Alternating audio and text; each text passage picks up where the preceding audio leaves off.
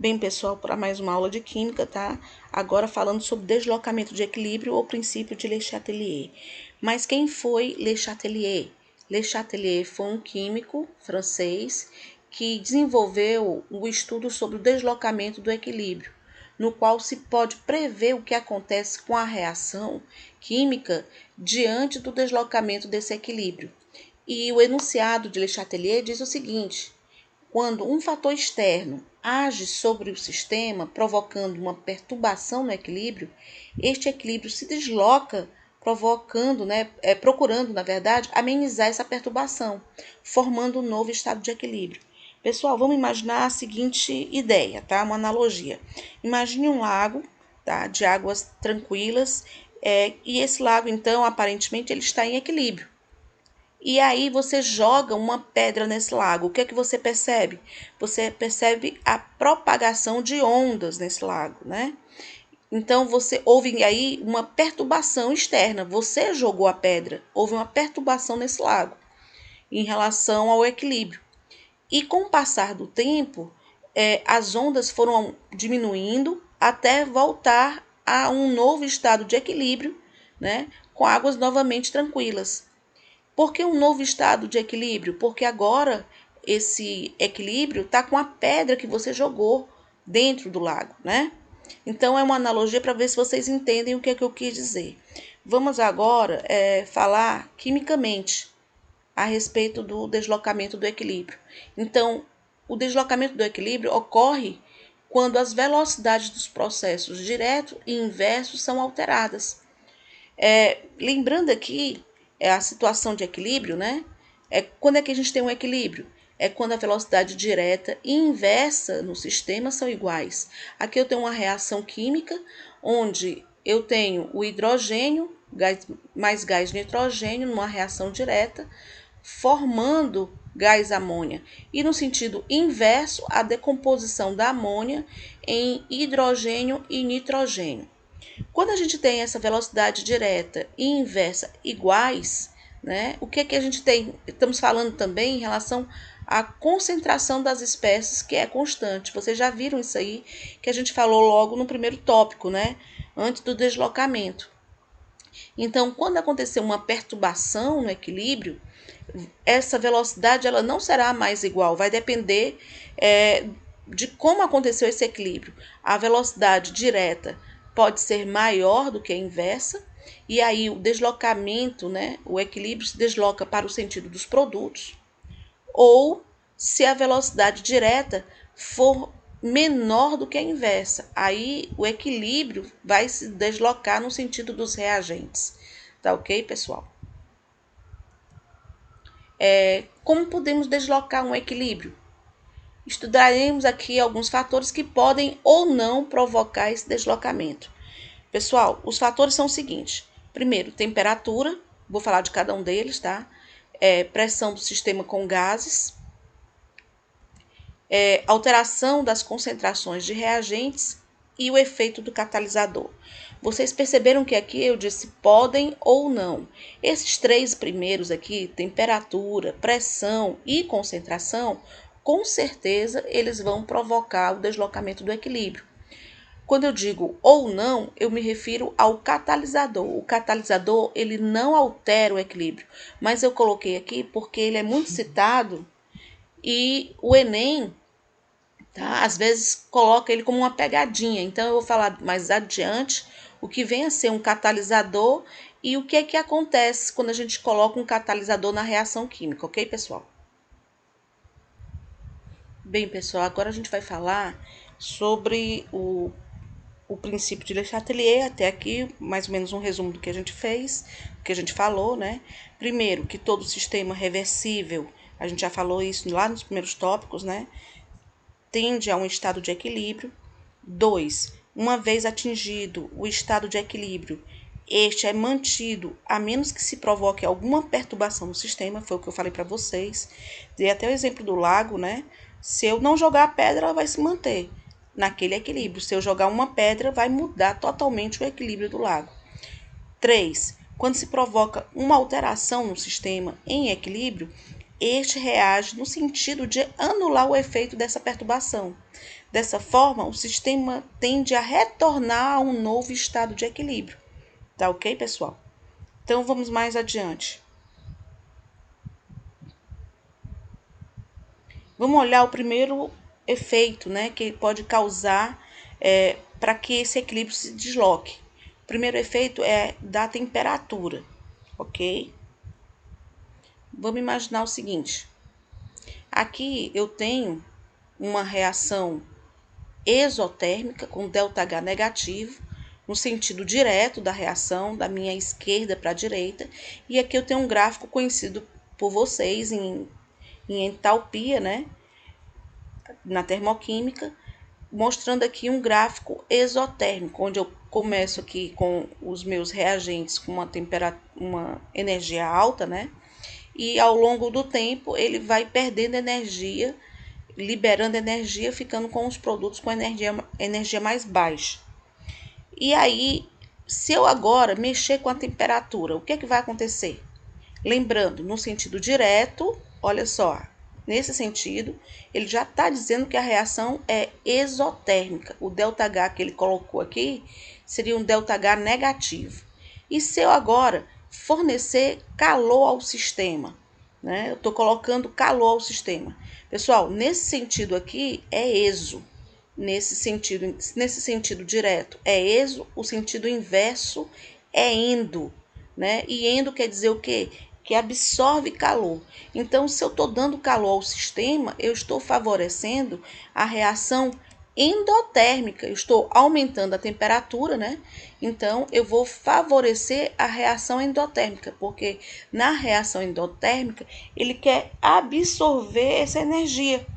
Então, quando eu aumento a temperatura, eu sempre vou olhar para o lado da reação endotérmica, né?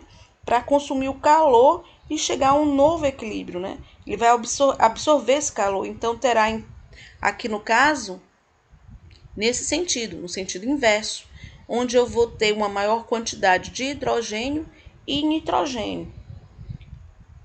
E se por acaso eu agora tirar o calor, né? Então eu vou diminuir a temperatura.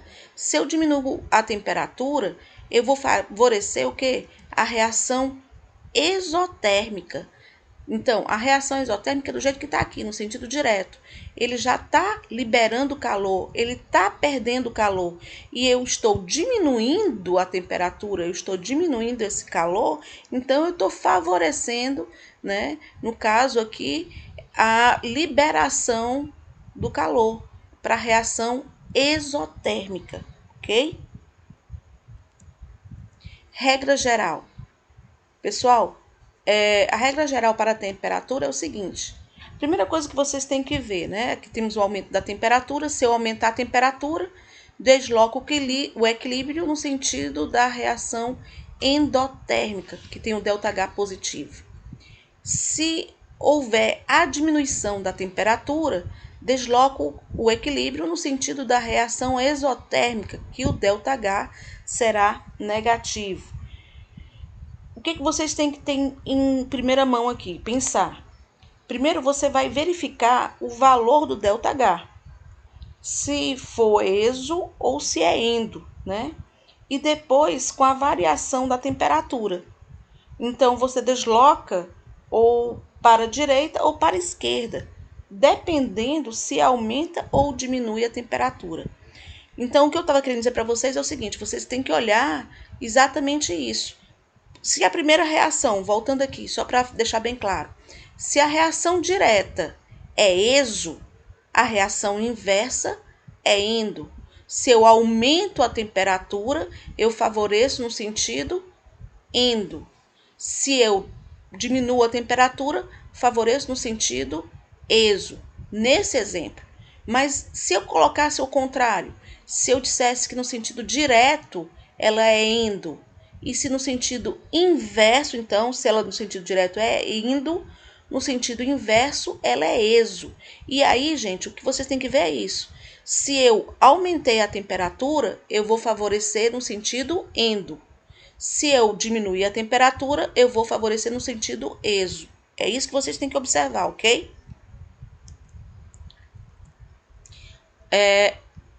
Uma coisa que é importante falar, que esse efeito da temperatura é um dos efeitos muito importantes, né?